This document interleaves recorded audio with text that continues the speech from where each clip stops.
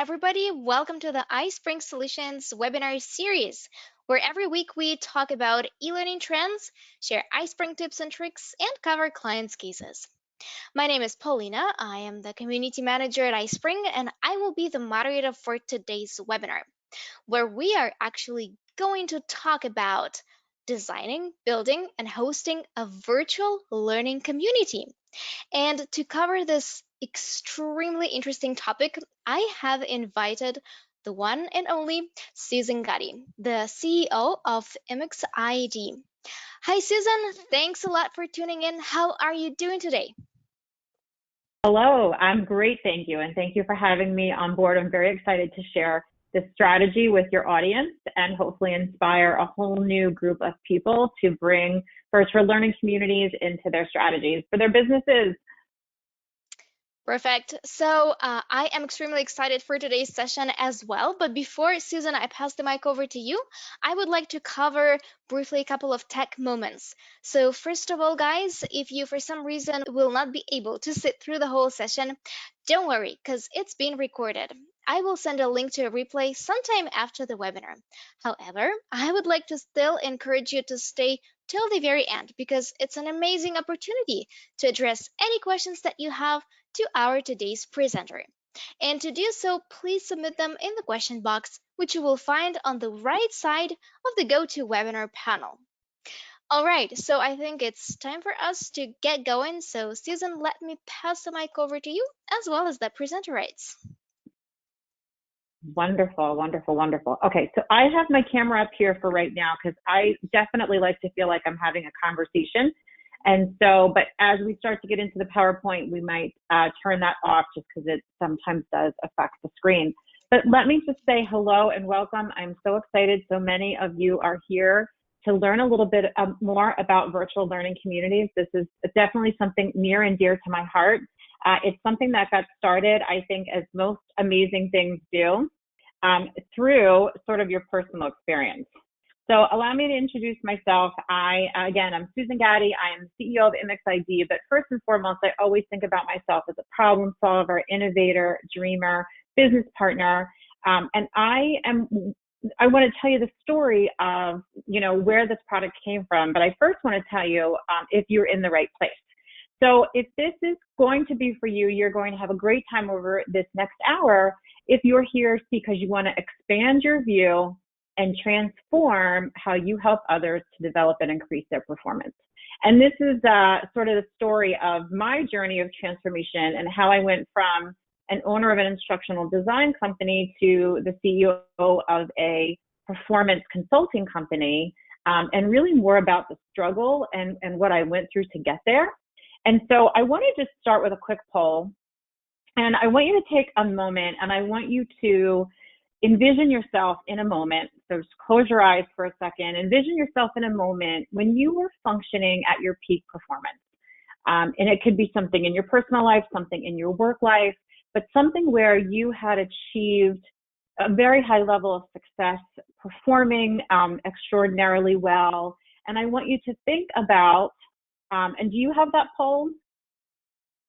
Because I don't know if I can see it go up on the screen, but I want you to think about what was it that influenced your ability to drive a level of performance? So right now the poll is up and running, and you guys are more than welcome to vote for whatever option works for you.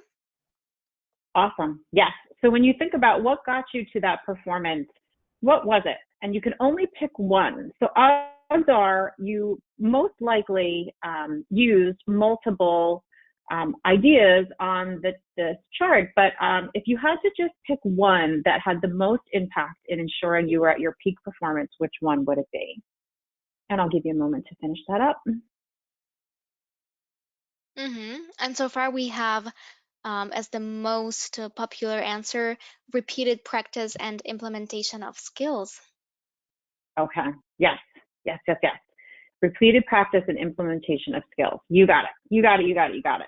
And so I'm with you. I'm with you. And this is sort of a little bit of a look at what happens when you don't have access to that type of thing. As I said earlier, this is sort of a personal journey story, and I've been in learning and development my whole career. And I, worked for very large corporations. And about 10 years ago, I decided to start off and work my own instructional design company.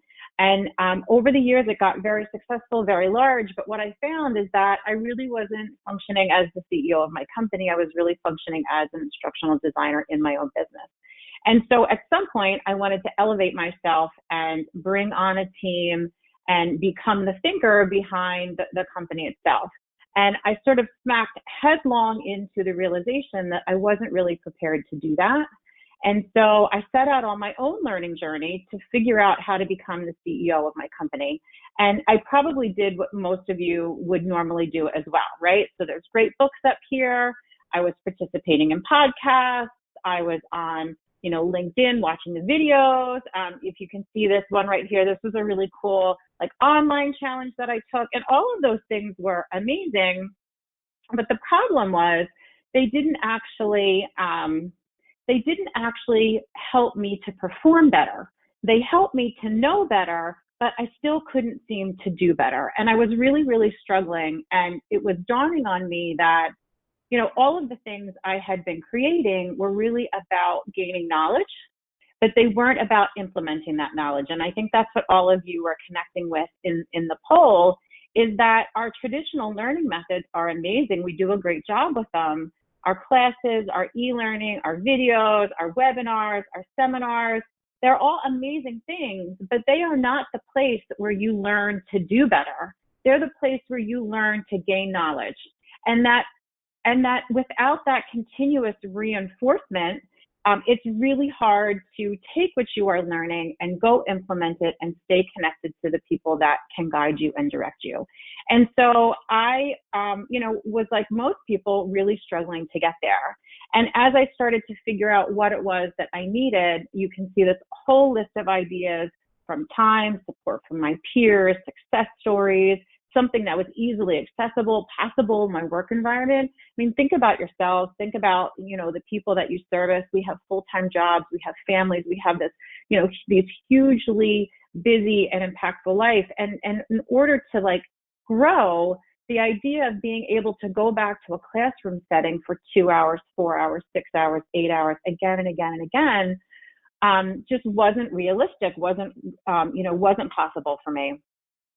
And if anybody is, wants to just sort of jump in the chat with me really quick and give me a thumbs up or a yes, me too, if you've ever been in this situation, is that this struggle is so real. Our books work, our podcasts work, things work. But ultimately, we need to be connected. We need to stay with our leaders. For those of you that selected the coach option, you know the power of being connected over time to a coach that you can have the luxury and the ability to go out and try something and do something and have some degree of success, bring it back to, the expert and get guidance and coaching and tweak it and go out and try again. Figuring out how to do that in our big corporations is really, really challenging. If you're with me again, somebody that runs and creates learning for a living, I can barely get my participants to the class the first time, let alone the idea of, bringing them back multiple times. So as with most of us, what do? And this is what led me to creating what, we are now teaching every day at MX Ideas, this whole idea of building virtual learning communities and using this method and using this strategy to actually take people from awareness, which is the first part of what you do, but to actually create that transformation and to drive true performance change. And so the three things that are most important about a virtual learning community, and these are the three things that really combat, what we see most as the obstacles to this, especially in our corporate world. The one is that it needs to be accessible and available on your own schedule. So, the idea of coming back at the same time all the time is not realistic. So it needs to be accessible. It needs to be on your schedule. It must play across devices. We see that over and over again. And then the biggest component to this is that it has to allow for two-way continuous communication. So webinars like this are great. They're awesome for information. They're great for me to be able to connect with large groups of people and share a message. But they are very limiting in your ability to connect back with me. Again, this isn't the two-way virtual communication is not as strong in an environment like this. And, where do you go to get this after the learning is done? So I love to see if anyone, and I don't know how well the questions panel works for this, but I would love to know if you can think of any places in your own personal life right now where you have something that is in the virtual world that you can meet with your friends, that you can connect back and forth, that you can share stories, that you can, connect live if you wanted to connect live. Are there any places that you can think of now where this exists? And I'm going to give a second just to see if we get any answers in that. So it's WhatsApp, Microsoft Teams. My online graduate program uses a combination of an online forum and occasional Zoom meetings. Zoom, Microsoft Teams, Zoom, Google Duo, um, virtual happy hours helps me connect with friends. Yeah, for sure, for sure. Awesome. I'm loving all of these answers coming in. Yes, in our personal lives, people often say things too, like Facebook, like LinkedIn. I love hearing someone had mentioned the fact that this is how our universities are operating right now.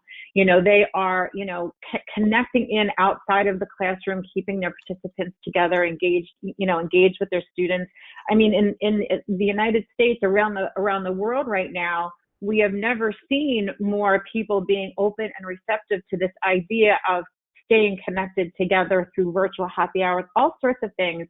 And I hope that this is really expanding everyone's view, because a lot of times I feel like one of the big obstacles to this is that we think that the only way for this to be successful is for us to truly be face to face.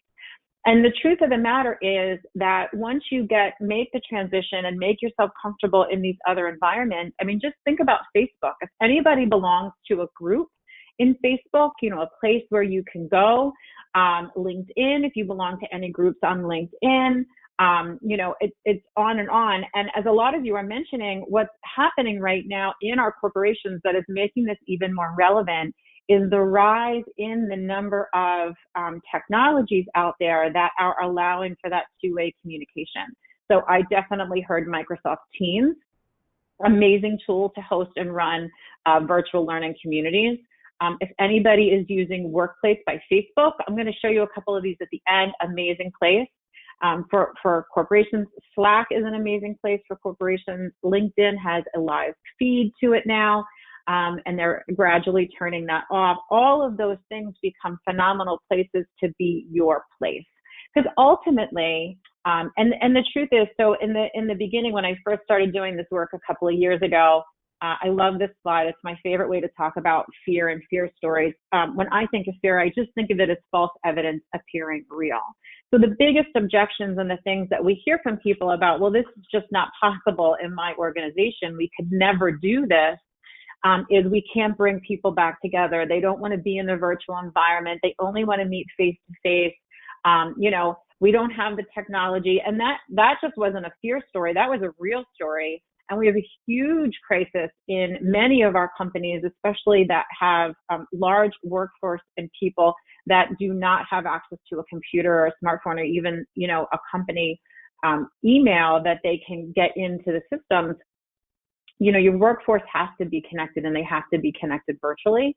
And once you have that technology in place, it literally opens up the door to create these amazing learning experiences that, again, go beyond our traditional way of creating awareness and truly driving transformation. And I want to put a fine point on my story because I want to tell you what it was that I found.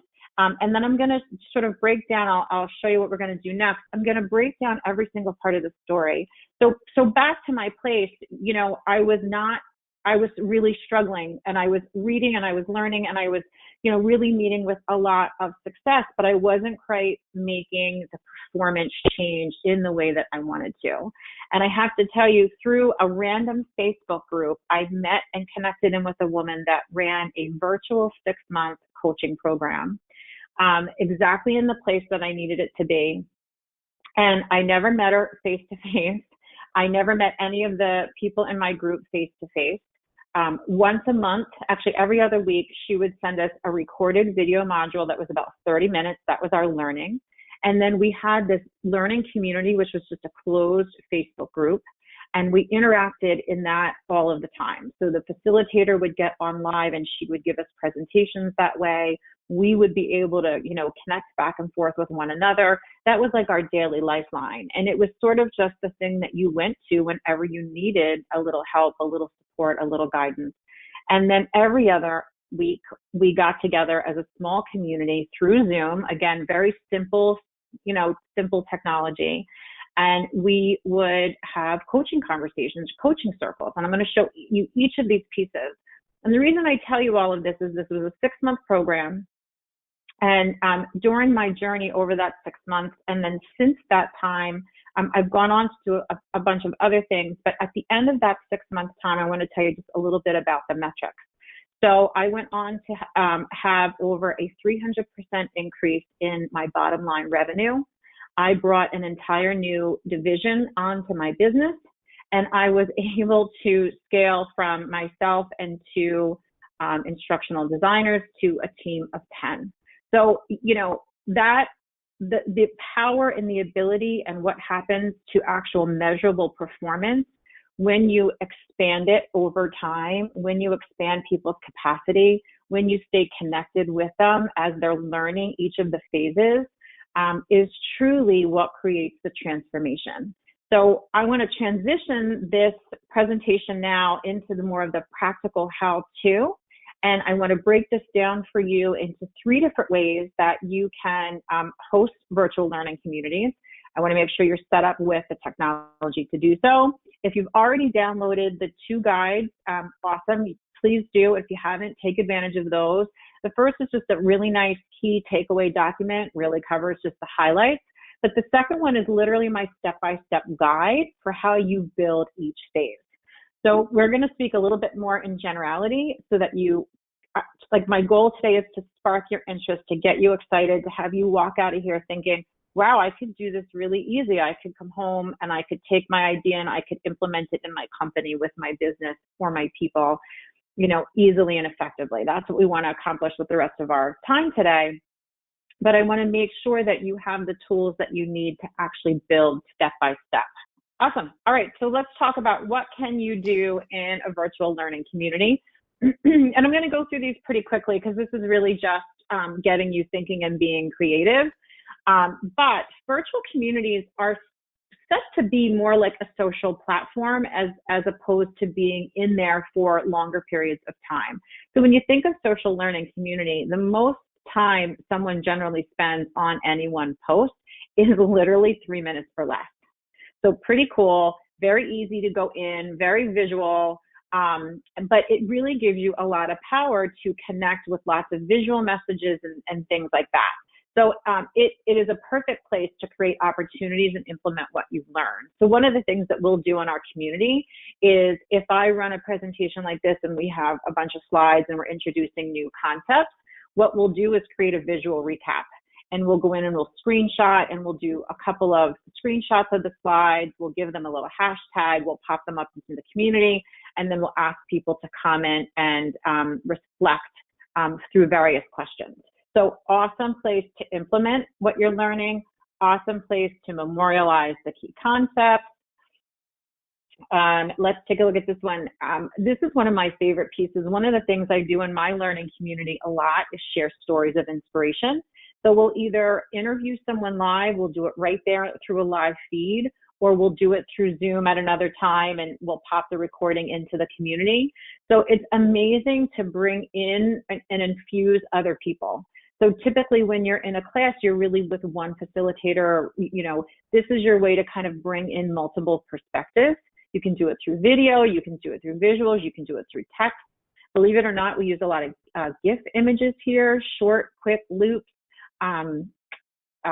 inspirational phrases, things like that popping up there all the time, and including a little text to go along with them go a long way. It's a wonderful place to recognize and reward positive changes. So sometimes performance isn't so much that your people don't know what they need to do. It is really a question of, are they doing it, and how are we spotlighting the great performance that we're doing?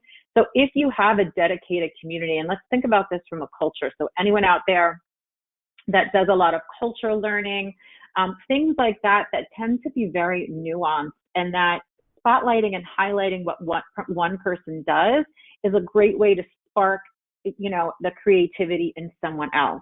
So in this type of community, we often run a lot of contests. And I'll give you a perfect example.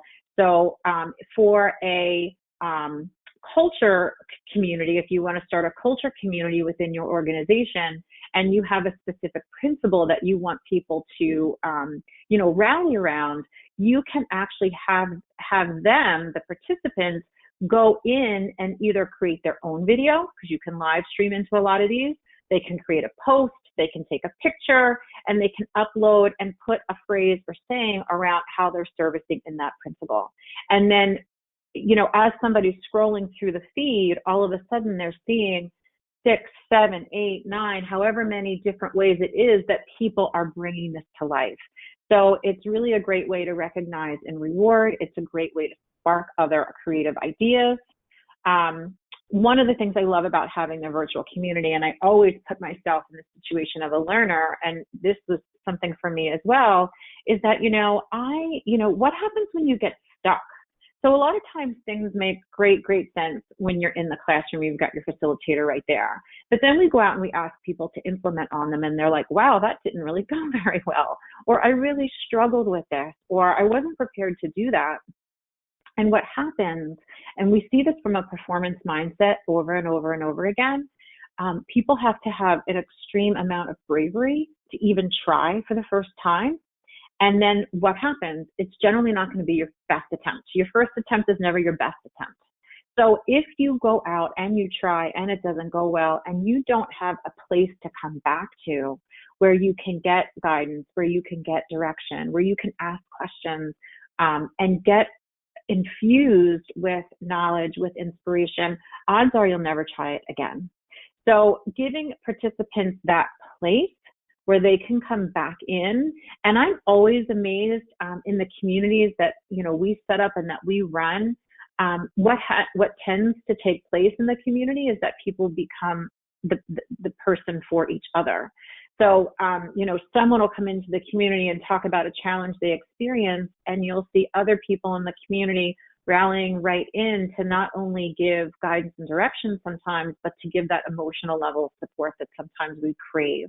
And that gets us back into motion and allows us to try something new again. A couple of more things over here. Again, continuing the learning journey back in the environment. So like every time we take people out of work to go learn, how do we stay connected to them when they go back? The community is the place to do it. It becomes your place. And again, we've talked about this a couple of times, but creating this ability to provide ongoing coaching and feedback, especially in the moment, becomes really, really important. So those are a couple of things that we do kind of on the regular in our communities. The next thing I want to show you is 3 types of communities that we actually run. And so I want to give you 3 types. I'm going to give you some exact examples and make sure that you feel, answer any questions so that you can take this back to your world right now. And again, this is not just for people who are running training. I know that this is a huge audience, people that are, in charge and responsible for training, but I actually use this with my business clients to help them drive, especially the nurture strategy, to help them actually drive their business metrics by getting them in front of brand new people, and creating that connection and that familiarity with you as the business owner or with your product or your service, so that you are more likely to buy, you are more likely to recommend, you are, stronger emotionally connected. So nurture groups all do this. So here's the definition. They're a place to engage and to be engaged on a specific topic. This builds a solid foundation of knowledge. It generates interest. It creates motivation and allows you to understand your client's viewpoint and perspective. Because remember, these are two-way environments. So as part of my own business, I run a performance nurture group on Facebook. So it's a closed group, free to anyone that's interested in up-leveling their ability to perform for themselves, or they're looking for strategies and tools and techniques to help their business perform better. So every Thursday, I go into this community and I do a live video. It becomes my show.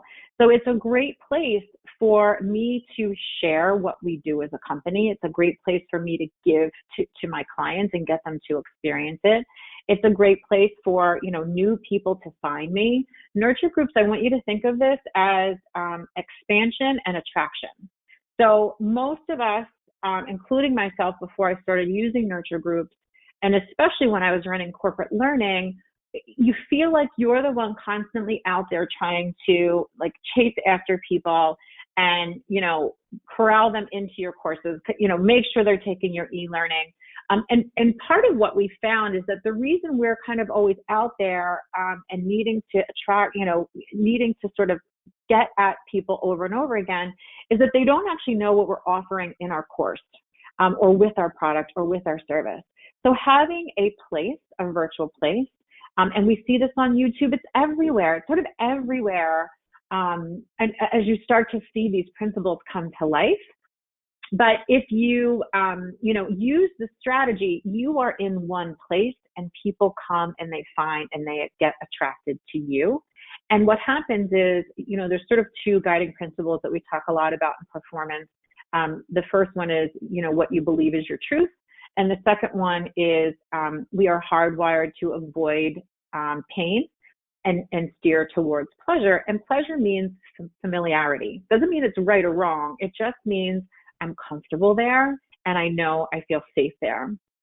And so having a nurture group, opening up your doors, sharing your content, bringing people in, getting them familiar with your concepts, all of that is expanding your person and putting them in a place where they're ready to take that information and use it to whatever they want to transform with. So we use nurture strategies, and they really are about share, share, share. And I'll tell you, we had a really great success with a client who had a paid program. So this was a real estate company, and they had hired a company to do their sales training. So they didn't want to run it inside; they ran it out-house. And agents would have to actually go and purchase and join the sales training. And so the company, the real estate company itself, found that they were having a hard time getting their agents to actually go purchase this program and go attend it, even though the company was, providing some money. And so we tried this nurture strategy with them, where we created a group that people could come and they could start interacting with and hearing about what this course was all about, what it would do for you. We had testimonials in there. We had people come back from training and do posts on how beneficial it was. Over time, we were able to start bringing past participants in and talk about how it was growing their business. And the more we found that we could convert people into the free nurture group and expand their viewpoint, attract them in, expand their viewpoint, when it came time to register for the actual session, those people from the nurture group registered over it was like a 3-to-1. So for every 3 people in the course, 3 of them came from the nurture group as opposed to outside. So it expanded, and think of it from a learner's perspective. Especially if you're paying for learning, you don't know what you're getting. You don't know the value. There are a whole lot of fear stories. There's a whole lot of familiarity you need to build. And doing this in a very simple, easy, straightforward manner really added a tremendous amount of value to them. And I want to show you on this next slide. Let me just pop over to this next slide. This is me. This is in my own community, and live video is one of my #1 favorite fun things to do, because if you've ever watched live video, and again, anyone that wants to pop into, you can use the questions and just hit me with a yes if you've either engaged in a live video or if you've hosted a live video. It is a very engaging and fun environment because people are with you. They're watching you live. You can have comments back and forth. And so live video in one of these communities is an amazing way to connect and to nurture. And like I said, every week I go into my community and I give them a fresh topic. And then honestly, what I do on the back end as part of my own business building is I pull down those videos and they go off to someone that cuts them up into smaller segments for me. And they go out to my YouTube channel, they go out to email lists, they go out to, and I nurture people in many, many, many different ways. But it's this weekly show that kind of fuels all of that. So that's been really fun. This is an example of what we would call an engagement post. And I'm putting these up here because I want you to see how simple, how quick, how short, how easy it is to go into a community once it's set up like this and understand what's going on. And so this is one of those posts. This would be more of an engagement type post. And then this is an example of one of our expansion activities. So again, if the live videos are meant to teach something, we like to use expansion methods where we've already laid the groundwork. So they've already heard the concept. We were talking about resistance. So I had already done a power-up video on resistance. We'd probably already done a post to ask people to talk about it. When are you experiencing it? What is it like for you? And then we'll do the third part of it, which is to expand again. And this just was a great, this is kind of a subject matter expert guru. I don't know if anybody out there is familiar with Eckhart Tolle. I highly recommend if you're, into driving your performance. He's a phenomenal person to get to know. He has great stuff on YouTube. And so we linked him and brought him in as an inspiration story to expand, what this concept looked like. So in this particular one, he was doing a live coaching session with a woman who was talking about our very topic. So this is it. This is a nurture strategy. It's designed to be very fluid. It's designed to be very quick. It's really about you servicing. And what it does for you, the value that it brings in is that it allows you to connect with people you would never connect with. It allows you to, again, expand is like the biggest word that I keep going back to. Remember, it takes 16 times. Honestly, someone can fact check me. You hear this number all the time. How many times does it actually take until you take a concept that you've heard and actually be able to internalize it and use it? Let's go with the number 16. If you go to a class one time, if you do an e-learning one time, that's one. You need that repetitiveness, that continuous, connection, that coming back to source. And so having a nurture group is a phenomenal way to do that. So that's our first one, nurture group. Do we have any questions or anybody want me to cover anything else about nurture group before I move on to the next one? There was I'm a just going to question take a quick look at my time. Yeah. from Dina. How long are your weekly videos? They're 15 minutes. So, and I've been part of communities where they, it's kind of really up to you and your audience. For me, I always feel like time is such a commodity. And time is, money, and time is a value. I'm a business owner. I work with a lot of business owners. And so we don't want to spend time that doesn't need to be spent. So if you can't take one topic and make impact in 15 minutes, then, you need to do some more practicing to get your messages really tight. Plus, this is just one strategy in our business. This can't take up all of your time. And this is sort of a great place to kind of talk about, a lot of times we hear from our clients and from new people to this saying, well, I don't know how to make this work in my schedule right now because all of my time is in the classroom. So how am I supposed to fit all of this in? This we hear from training communities all the time, and it's a really valid point. And what I want to what I want to just share about that is that the idea is we're not investing any more time, we're just redistributing it. So if you were going to do a 2-hour class or a half-day session, whatever it was going to be, the time in the classroom would significantly shrink. And then you would be using that time. And what you use then in your classroom face-to-face are the most important messages that need to be shared face-to-face. And then you spend all of your implementation time outside in the community. There is another question from Carlos. Uh, Sure. what would you say is a good platform to launch and keep active on an online community of practice? Do you think it's a must to have a facilitator for it? Thank you. So the first part of that question, really any place that you have a virtual place that everyone can come back to. And you know what, why don't we just go there? Because I'm a big believer, we don't have to follow my path. I'll go wherever let's talk. So these are my favorite technologies. Let's just go through this list right here. If anyone's ever heard of this Workplace, it's literally a Facebook product. Facebook rebranded themselves for a corporate enterprise-wide system, and they called it Workplace. Highly recommend it because it's everything about Facebook and how easy Facebook is to use, but it's not Facebook, it's Workplace, and it's not designed for entertainment, it's designed for work. So there's a completely different feeling around that. Yelp has the ability, Facebook, obviously, Teams has become huge.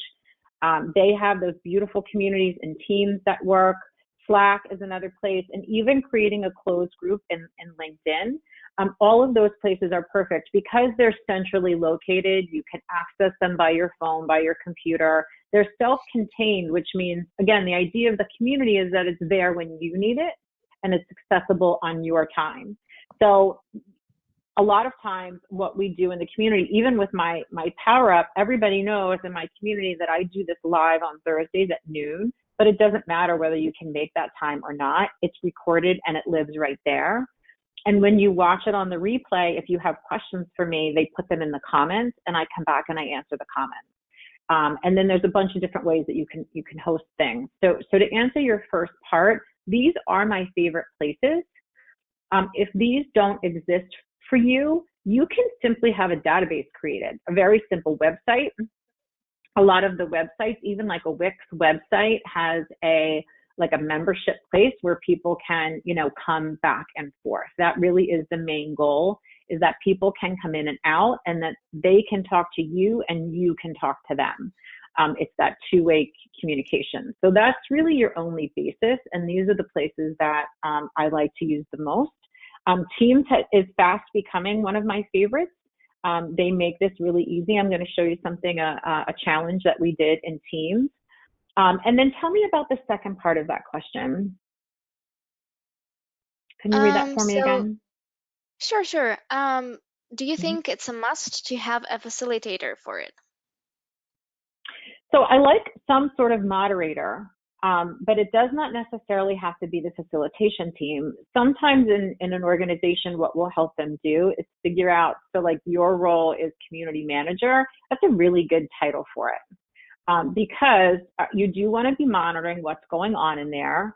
One of the objections we get all the time, people are very nervous about their employees, their team members actually having the ability to like write things back uncensored. And we could spend all day talking about, the fear stories behind that. Here's my favorite thing about that. Now you know exactly what your employees think, and you have the ability to use that information to make adjustments and changes. So this is what I'll do in a community. So if there's a lot of questions, the same type of questions, then I know we haven't covered a topic and we need to go back to some awareness and we need to create something to help, solve that problem. If we're seeing things are more, conversations are like wrong information, it gives us the chance to know that what we've taught hasn't resonated with that person. We can fix it right there. So a lot of times I feel like that's happening and we just never have visibility to it. So this gives us the visibility to it. So you do need someone in that community monitoring it in some way. And each one of these technologies gives you 1,000 different ways to grant permission. So you can lock it down so there's no comments if you're not comfortable with that in the beginning. You can open up various degrees of that. You can flag for certain words. There's lots of things that the technology gives you ownership of. But the idea is you do want someone in there with the right messages, with the expertise to be the one coaching and guiding and mentoring. So it could be a facilitator, but it could also be someone from the business. And again, just think about all the cool possibilities that brings up, depending on your topic. So yes, you do want someone to monitor and know what's going on in there, and to be a part of those conversations. Thank you so And this much. doesn't, yes, thank you. Anything else? Not at this point. I think we can keep going. Okay, I'm going to swing back to our second strategy. So first strategy, nurture strategy. Second one, and this is one that I see companies, in addition to, let me just get back here a little bit. Here we go. Let's talk about a companion product. And quite frankly, I feel like I need a better name for it, but it really is exactly what it is. So the easiest point of entry is either start a new nurture group and build your strategy around that, or to take a product or a service that you already supply or have or use and add on to it. Make a community a companion piece to it. So if you're in the classroom and someone goes to a course, could they then transition into a community where they meet over a certain period of time? And again, communities don't need to have a long-term shelf life. You could do a pop-up community after someone has been in a course for a week and host some sort of activity or some sort of challenge to go along with that. I'll show you that. This is an example of what we did. This is really fun. We had such a great success. This is actually in a Teams environment. And so what we did was we had a leadership lesson, which happens a lot. We pulled the team together. We did a particular leadership lesson on the power of asking versus telling as a leader, engaging, and having your people actually be a part of the decision-making process. And then when we were done, we hosted a 5-day leadership challenge in their leadership community. And the goal here was to implement. So they had 5 days after the end of that class to go back into their environment and to actually do an activity with their own people where they asked versus told. And then they were required to come into the community and actually share what they did. And we gave them a lot of leeway because the idea is just, we want you to think about this topic again. I don't care how you think about it again. But giving people an actual assignment to do, it makes it more likely that it will get done. So we told them they could source an article. We told them they could actually host a meeting with their own team. They could find something, something as simple as something they saw on the news, an example of another company or another situation where, there was a ask versus tell in the result. And they had 5 days to do it. And then, they were coming back in. Every single day, we put in a maximum of a 3-minute post that reinforced the message. So I screenshotted this one right here. We found a really cool LinkedIn learning video. We posted that up one day. Below is a visual recap. So I talked about this a little bit earlier. Here was all the key messages from what we had taught them, so they could come in here. And I sort of hid all the comments. I wish I could show you the dialogue that took place here. But every single day we did one other thing. And then by the end of the week, we had all of these posts from the leaders about what they did. And so we took a concept from a classroom, we transitioned it back to the real world. We never pulled anyone out of their work environment again. We got them thinking. And honestly, some of the most amazing conversations popped up. And I'll share one of them I had a senior leader in this organization who said, I'll share an example of where we're asking versus telling. He said, we know our stock plan is not very user friendly for our employees. So we have this cross-functional team that's working on redesigning how the stock plan works. Now, my contact was the human resources person, head of human resources for that matter. And she looked at me and she said, I had no idea that was taking. So like all of a sudden, these little things are like bringing people together, which is like the complete reason behind having this type of community, because it has like these tentacles and it brings people away and together in a way that you wouldn't necessarily manage. And I have to tell you, the work to put together this 5-day challenge is quick, because listen, this is not high quality video. These are not, this is not meant to be content that lives forever. As soon as this 5-day challenge was over, we pulled everything down. A lot of times we talk about content in terms of whether it's going to have a shelf life or whether it's going to be disposable.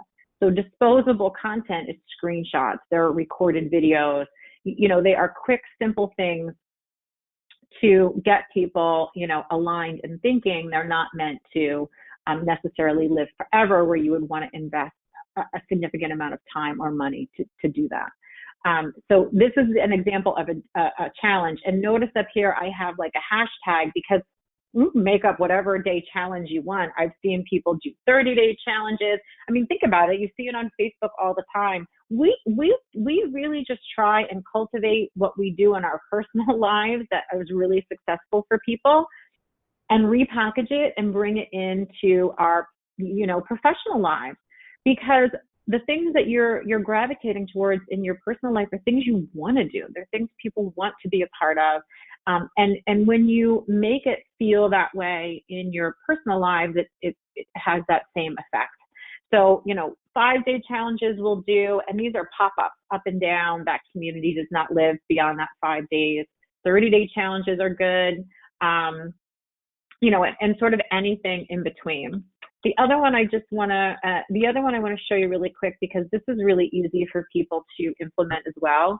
And I highly, highly, highly recommend this for skills that take a longer time to develop. So, we spend a lot of money training our leaders, training new managers, sales training, culture training, things that tend to be more transformational to begin with, where we don't want people knowing our culture. We want them transforming and living and becoming our culture. We don't want people to tactically know how to sell. We need them to actually be selling and building their pipelines and creating new revenue. So we use the classroom as the way to bring in the awareness, but we'll use a coaching cohort as a way to extend. And I chose this picture very intentionally, because I want you to see that, these are very simple, quick. You do them in your office. When we run a larger program that's transformational in nature, we'll come in and we'll do the training, and then we will offer this coaching cohort for our clients, where through Zoom, through Teams, whatever the medium is, we get together once a week or bi-weekly, however we want to set it up. But I do think the frequency of at least every other week after, like in that initial implementation phase, is super important. And then what we'll do is we give people to come in and talk about what they did.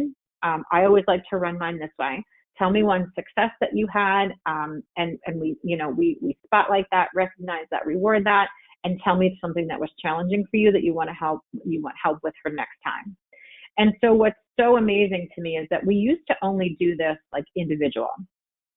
And all of a sudden we were in a situation where we needed a couple of people together at the same time. How do you find most things? Like by accident. And so we did a group this way, and the response that we got back afterwards was it was just as impactful, if not more, to listen to someone else share their win and get their coaching than it was to actually do it for yourself. Because the number one thing we heard over and over again is, sometimes I don't even know what question to ask, because I don't even know I don't know it. So hearing other people's situations and being able to listen to the coaching that they got in addition to their own personal stories became, just sort of this huge, well-rounded event. And it really brought that cohort that much closer. So if you have, an executive team, a senior team, certain teams, if you're taking, people through a multi-phase, classroom-based experience, pulling them together in this environment. And, these, again, our tops, we're not doing longer than that. And the other thing we do is we record these and we'll host them in their own community. So if you couldn't be there for that call, you could actually, listen to that at your own time. And we would allow participants to, if they couldn't be live because there was a conflict, we would just have them send us a note or send us an email asking, sharing their win and asking their question. And we would share it for them. We would give them the feedback, and then they'd go and they'd listen to it whenever they had the time. So a coaching cohort is a phenomenal way to create transformation. For those of you that are in like a corporate environment that are responsible for learning, this is a phenomenal way to do that. I have a study, if anybody wants to take a look at it, from a company that, we work with, who did some testing with their sales teams where they did their regular training the one way, and then they took a group of sales associates and they did this training again, and they kept them they kept the group together and did a 2-month coaching cohort like this. And by the 3rd month, they were significantly outperforming their control group, almost 400%. So it was, and that was the only thing different between the two, is that they received this, highly interactive coaching, over time. So there's lots of things you can do as a companion. We help businesses. If there's any business owners out there, this is a phenomenal way to have another product to sell to your client. So a lot of times what we see are businesses that sell business to business, and they go in and they offer a product or service. They'll fly in, they'll do their training, and then off they go. This is another way to offer virtually to stay connected and to do coaching with their people. So it's a great resource there too. We're coming up almost to the end, so I want to just make sure I share this last one.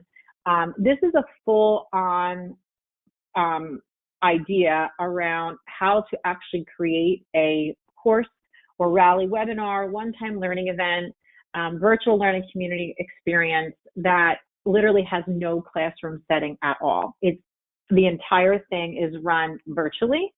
And generally we like to do these when we see things that need to be 6 months or 12 months. I'm actually participate in a business training program where I'm in a 12-month program in this exact virtual environment.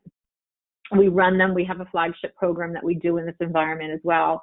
And really there's 3 main components, but this would be something that if you wanted to, really see, I'm going to,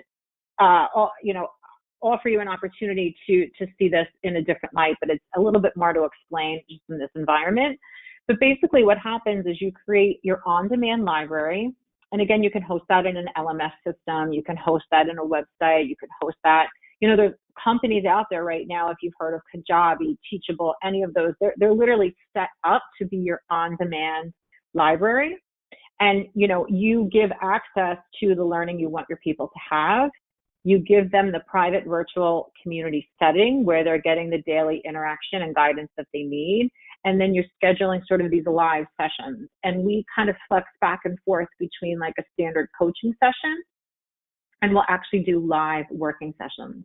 And I'll give you an example. We were working with a company that wanted to, increase certain metrics around connecting with, people virtually online. So we set up a program where we actually help them to craft what they would say in each of the different social media outlets. And then for 4 weeks, for an hour, we held live sessions where we would teach them the segment that we wanted them to do on Instagram, and then they would literally go do it and come back. and talk about the experience, like in real life, in real time. And so it was amazing. And so like that would be more of like a live working session where we're actually teaching you something, you go and implement, you come right back to source. So in the longer programs like this, you have the ability to add a lot more of those pieces too.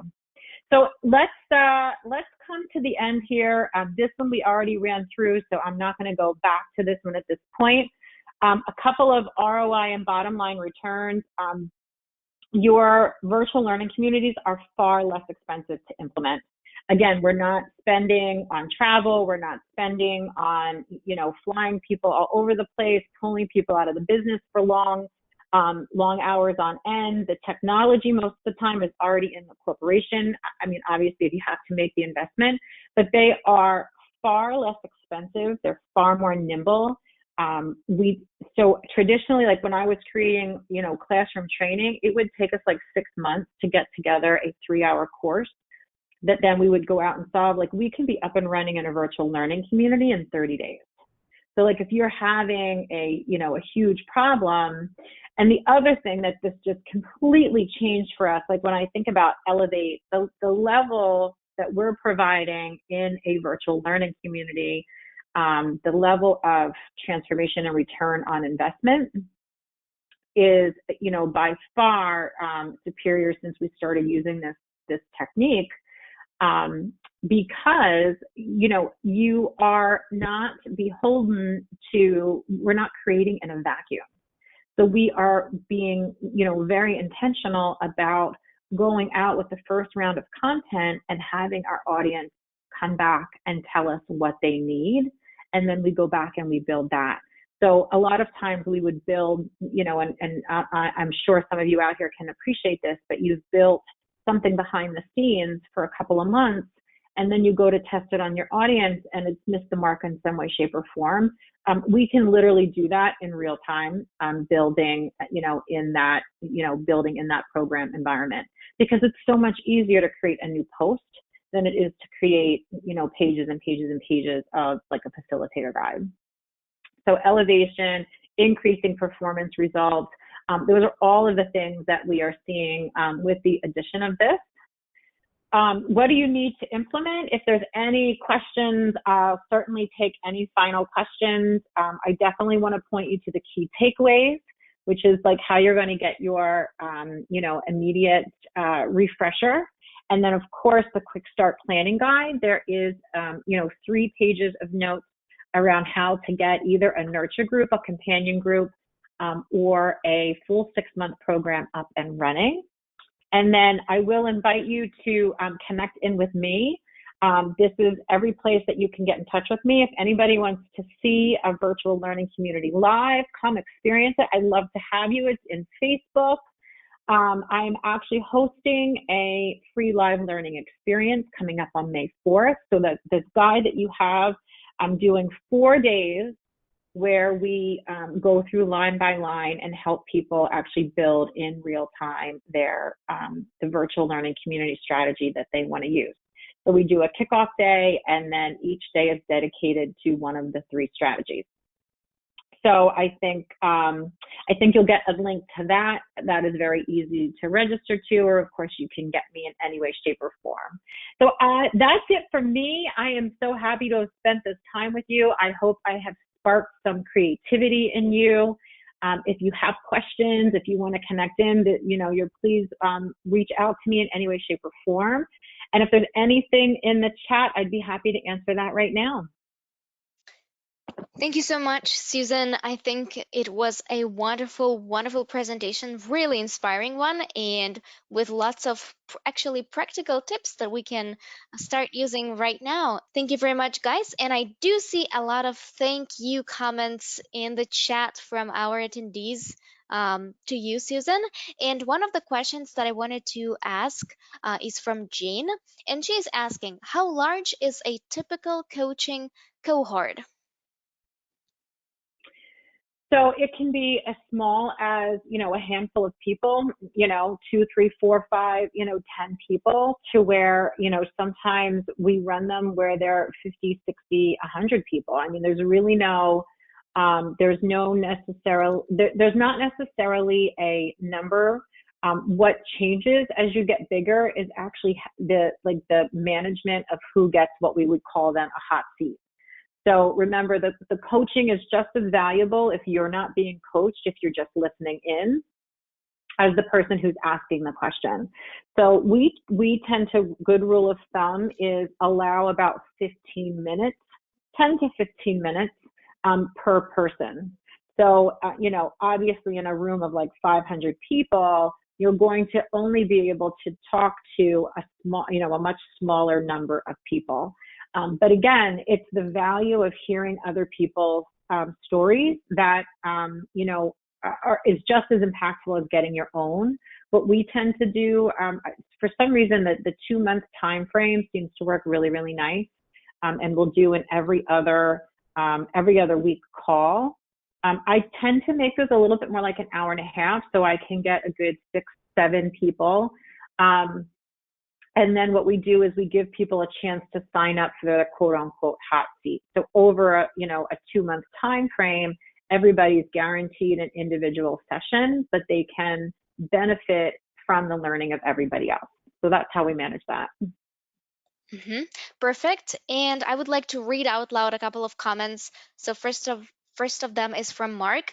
This webinar has given me a lot to think about. I'm part of a team opening a student enrichment center in Hong Kong, and I think getting a virtual learning community set up before we launch in September for parents and students.